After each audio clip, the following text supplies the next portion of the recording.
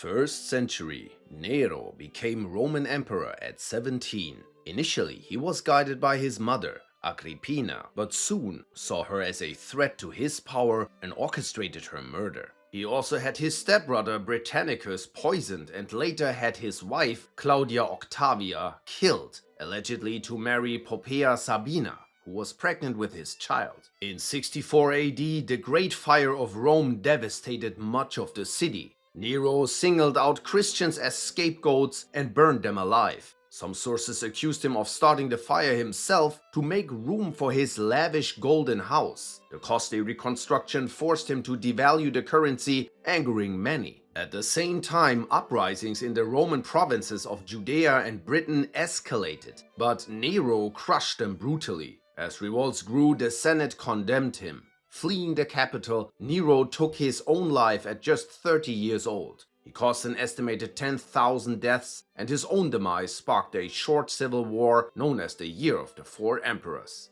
2nd century, Liu Hong, known as Emperor Ling of Han, took the throne in 168 AD at the age of 12. His reign quickly fell under the control of the corrupt eunuch faction, who took out any political opponent and manipulated Hong. As Emperor Ling grew older, he ignored governing, instead indulging in luxury and women while allowing the eunuch faction to run the state unchecked. Later, he sold government positions for cash, even allowing installment payments. To fund his lavish projects like his imperial gardens, he squeezed the population with heavy taxes. This burden on the people, combined with famine and misrule, sparked the massive Yellow Turban Rebellion in 184 AD. Despite early warnings, Emperor Ling ignored advice to appease the rebels. Instead, he responded with executions, prompting Zhang Jiao to launch a full-scale uprising. The rebellion turned into a brutal conflict, killing over 3 million people. Emperor Ling's continued corruption crippled the dynasty and disrupted Silk Road trade, shaking world economies. After his death, regional warlords seized control, plunging China into chaos. 3rd century, Decius became Roman emperor in 249 after squashing a rebellion and defeating Philip I. Once in power, Decius tried to revive traditional Roman values and religious unity, pushing an edict forcing sacrifices for the Roman gods, like pouring out some wine or burning incense. While not officially aimed at Christians, the edict functioned as a loyalty test. Christians like Pope Fabian refused, facing executions. The result was widespread violence. Anti-Christian sentiment surged across North Africa and the Middle East, fueling local massacres and mass arrests. Decius' policies also deepened the ongoing crisis of the 3rd century. His persecution and wars killed thousands, fueling early plague of Cyprian chaos and straining Rome's global trade. In 251, Decius and his son were killed in battle against the Goths at Abrides, marking one of Rome's most humiliating defeats. 4th century, Emperor Liu Kong ruled the Han Zhao dynasty during the collapse of the Western Jin dynasty and was behind China's worst massacres. His forces captured the Jin capitals Luoyang and Chang'an, where hundreds of thousands were killed. He also humiliated and later executed the 2 Jin emperors Huai and Min, forcing them to serve as cupbearers before their deaths. Later, he filled his palace with the daughters and granddaughters of his high-level officials as concubines, alienating his advisors. Eventually, internal conflict exploded into violence and a purge of his court followed. The Han Zhao Empire then split in two, deepening the fragmentation of the region.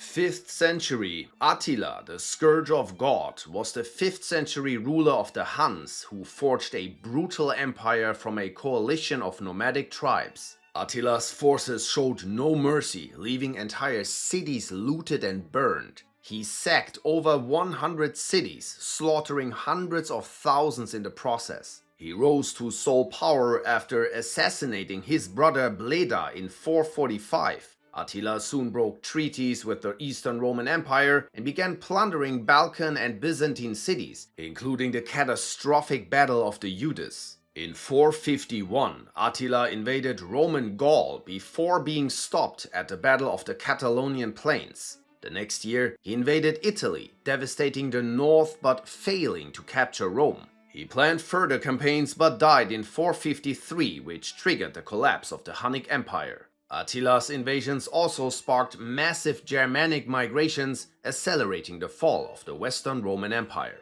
6th century, Roman Emperor Justinian I was devoted to reclaiming the Western Roman provinces long lost to barbarian rule. He retook North Africa from the Vandals, much of Italy from the Ostrogoths, and parts of Spain, but the cost was catastrophic. His wars bankrupted the empire, overstretched its armies, cost thousands of lives, and left the reconquered territories in ruins. Italy in particular was devastated, its cities destroyed and plagued by infestations. His wars also helped to spread the plague of Justinian, which killed millions and shattered global trade. Justinian's attack on the Persian Sasanian Empire cost even more lives. Despite building the Hagia Sophia, he ruled as an authoritarian obsessed with religious uniformity and crushed his people under heavy taxation. He also suppressed dissent violently, crushed the Nika riots in 532 with a massacre of tens of thousands, and instituted widespread religious persecution. Pagans, Jews, Manichaeans, Samaritans all faced forced conversions, exile, or death.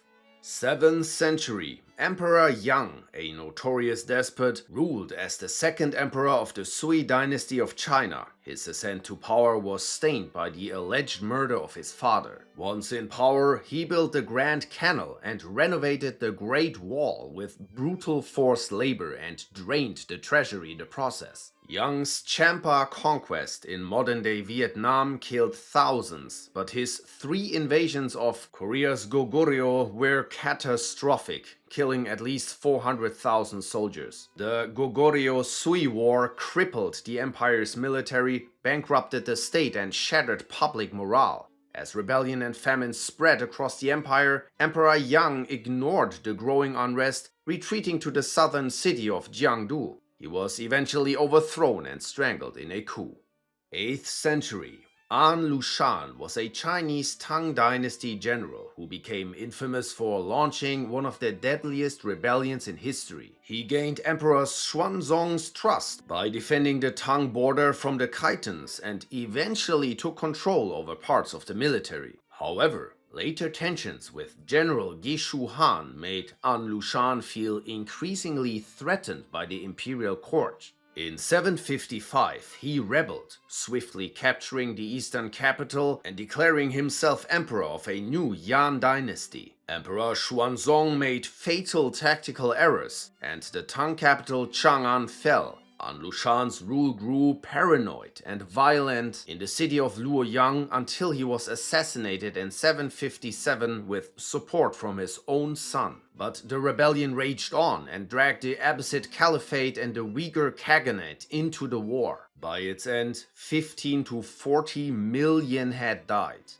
9th century, Theophilus ruled the Byzantine Empire from 829 to 42 and is remembered for his aggressive military campaigns and harsh internal policies. He exploited unrest in the Abbasid Caliphate. In 837, his army captured Sebatra and Arsamosada, looted the countryside and extorted ransom from other cities in the region. In Sebatra, all male prisoners were executed, the rest of the population was enslaved, and atrocities were committed against women. This brutality provoked Caliph al-Mutasim's retaliation, capturing Amorium and enslaving tens of thousands. The defeat was a deep humiliation for the Byzantines and cost 70,000 lives. Theophilus' reign left the empire weakened militarily and divided internally. 10th century, Abu Amir al-Mansur, or al-Mansur, was the de facto ruler of Islamic Iberia under the Umayyad Caliphate of Cordoba. He is notorious for causing chaos in North Africa, fighting against the Fatimids to secure trade routes and grain supplies. His backing of certain Berber tribes stirred tribal wars and led to widespread bloodshed. From these campaigns, he brought back Berber warriors who became the core of his military force. With these reinforcements, Almanzor launched 56 brutal raids into the Christian north, inflicting massive destruction and suffering. He aimed to destabilize Christian regions, preventing them from repopulating. He raided northern Portugal and later sacked major cities like Zamora, Barcelona, Leon, and Santiago de Compostela. His forces razed every settlement south of the Cantabrian Mountains, killing and enslaving thousands of Christians. Another mention in this century has to be Basil II, the Bulgar slayer. This Byzantine warmonger led the brutal subjugation of the First Bulgarian Empire. Later he also waged wars against the Fatimid Caliphate, the Khazars, and the Kingdom of Georgia. 11th century, Mahmud of Ghazni ruled the Ghaznavid Empire and is infamous for his brutal invasions into the Indian subcontinent. Starting in 1001, he launched 17 raids into modern-day Pakistan and northern India, annexing large areas and enforcing Islamic rule. He devastated Punjab and beyond, slaughtering civilians, defiling temples, enslaving women and children, and burning entire cities. His raids are estimated to have killed over 2 million people. Back home, Mahmud enforced Sunni doctrine and persecuted Shia sects. Those who refused to recant were executed or burned. Mahmud died in 1030, leaving India scarred and paving the way for Islamic empires in the region. 12th century, Imad al-Din Zengi was a Turkoman warlord under the Seljuk Empire who led brutal campaigns to unify Syria. In 1130, he pretended to ally with Damascus against the Crusaders, only to imprison his ally's son and seize the city of Hama from him. He later tried and failed to capture the city of Homs in western Syria.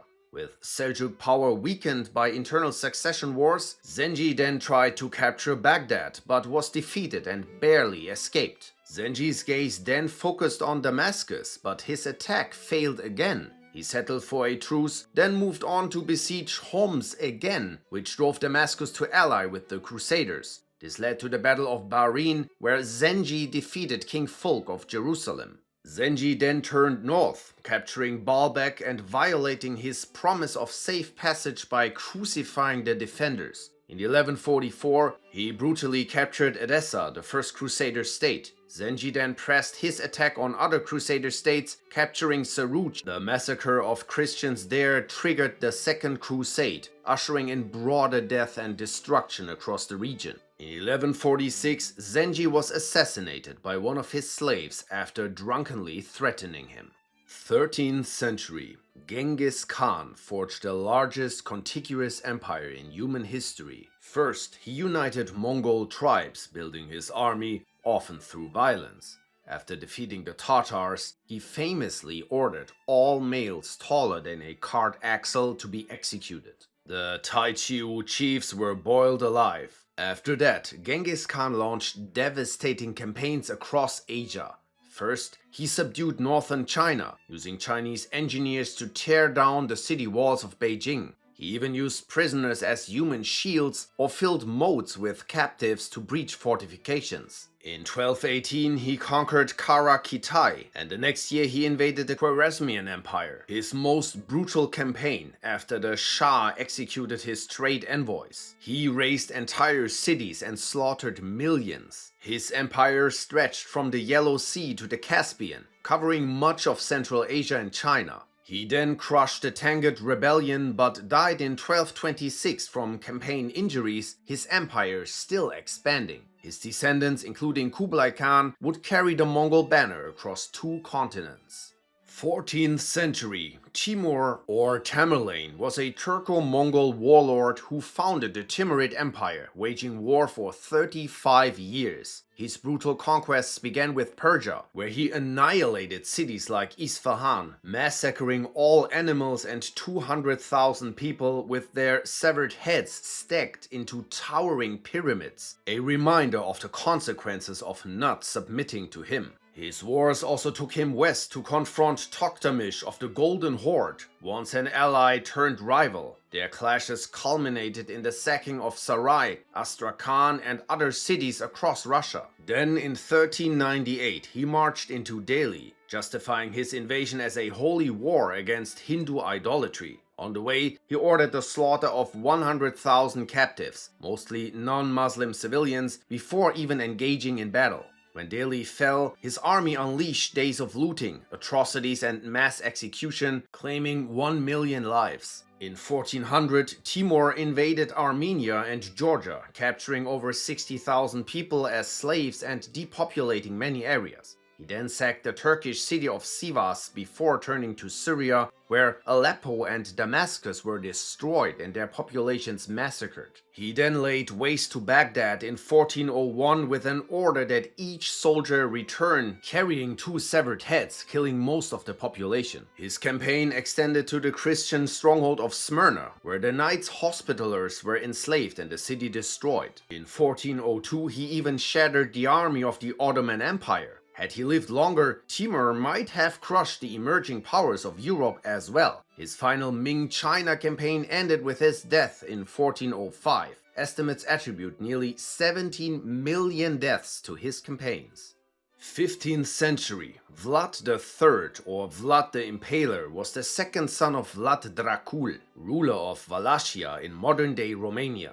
After his father's and elder brother's murder, Vlad III became the rightful heir. In 1448, with Ottoman support, Vlad briefly took the throne but was forced to flee to Transylvania, where he gained the support of Hungarian warlord John Hunyadi. In 1456, Vlad reclaimed Wallachia by killing Vladislav II and ruled with an unprecedented bloodlust. He first impaled or burned all the nobles who had plotted against his father. Vlad also enforced strict morals on the population, punishing any deviation with cruelty. In 1460, Vlad allied with Matthias Corvinus of Hungary. When Ottoman envoys demanded tribute and refused to remove their turbans, Vlad had their turbans nailed to their heads. He then slaughtered and impaled thousands of Turks, attacking Ottoman lands and killing 23,000 in Ottoman-controlled areas in Bulgaria. His brutality earned him fear in the Ottoman Empire and praise in Europe. Sultan Mehmed then led a massive campaign with 150,000 troops. Vlad used scorched earth tactics, poisoned wells, and a primitive form of germ warfare which spread the bubonic plague among the Turkish army, inflicting heavy losses. The Sultan retreated and installed Vlad's brother Radu as ruler. Vlad fled to Hungary to seek aid from Corvinus but was imprisoned instead. He was eventually killed in battle against the Turks in 1477. His head was sent to Constantinople. Vlad's legacy includes tens of thousands of executions, yet in Romania, he's remembered as a national hero who defied Ottoman rule. 16th century, Francisco Pizarro was a Spanish conquistador who led the conquest of the Inca Empire. In 1529, he received royal permission to conquer Peru and was named its governor. He landed near Ecuador in 1531, killing 3,000 natives, then marched inland and captured the Inca Emperor Atahualpa in 1532, killing another 3,000 Incas and enslaving 7,000. Though Atahualpa paid a massive ransom in gold, Pizarro executed him and seized the Inca capital. His conquest left over 150,000 Inca dead, many more enslaved, and Peru plundered. Pizarro was assassinated in 1541 during political infighting. We also have to mention his cousin Hernán Cortés, who inspired Pizarro with his earlier conquest of the Aztec Empire in Mexico, killing hundreds of thousands of natives. Beyond that, Old World diseases brought by the Spanish caused the deaths of millions. We also have to mention Moctezuma II, the 9th Aztec Emperor. He oversaw mass human sacrifices, up to 10,000 annually, waged brutal expansionist wars, crushed rebellions, and took prisoners to be enslaved or sacrificed. And then there was Ivan the Terrible, Russia's first Tsar, who used his Oprichniki secret police to kill or exile noble families and steal their lands. He was also behind the massacre of Novgorod, which left 12,000 dead.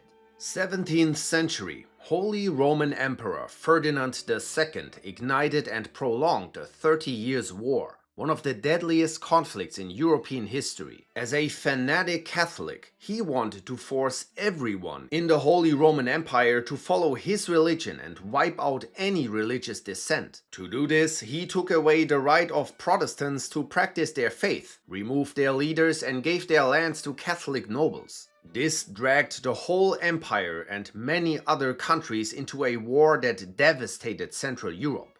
Under his rule, entire regions were depopulated by war, famine and plague, cities were burned, economies collapsed and millions died. His refusal to compromise caused years of suffering across Europe. 18th century, Nader Shah, founder of the Iranian Afsharid dynasty, waged a costly war against the Ottomans and brutal campaigns across the Middle East, Central Asia, the Caucasus and South Asia. His reign in Persia was marked by constant warfare, forced conscriptions and suppression of dissent, leaving entire regions depopulated or ruined. In 1738, he took Kandahar and then turned to India, where he killed 30,000 at the Battle of Karnal and later sacked Delhi, killing another 30,000 Indians and enslaving 10,000 women and children. He also looted the city, seizing the Peacock Throne and the Koh-i-Noor Diamond. Toward the end of his rule, he turned paranoid, blinded his own son, and massacred his own people. Eventually, he was surprised in his sleep and stabbed to death. His campaigns are estimated to have cost at least 1 million deaths. 19th century, Leopold II, King of the Belgians, privately ruled the Congo Free State from 1885 to 1908 as a colony. His regime was marked by forced labor, mass atrocities and extreme brutality. The Force Publique, his colonial military, carried out mutilations, torture, starvation and used child labor to enforce rubber and ivory harvests for profit. Workers who failed to meet quotas faced death, and their families were often taken hostage. His rule killed an estimated 10 million Africans. Leopold's forces also brutally crushed resistance from native kingdoms in the Congo-Arab War. The self-crowned French warmonger Napoleon Bonaparte needs to be mentioned too. He waged wars, killing millions and destabilized the whole European continent for decades.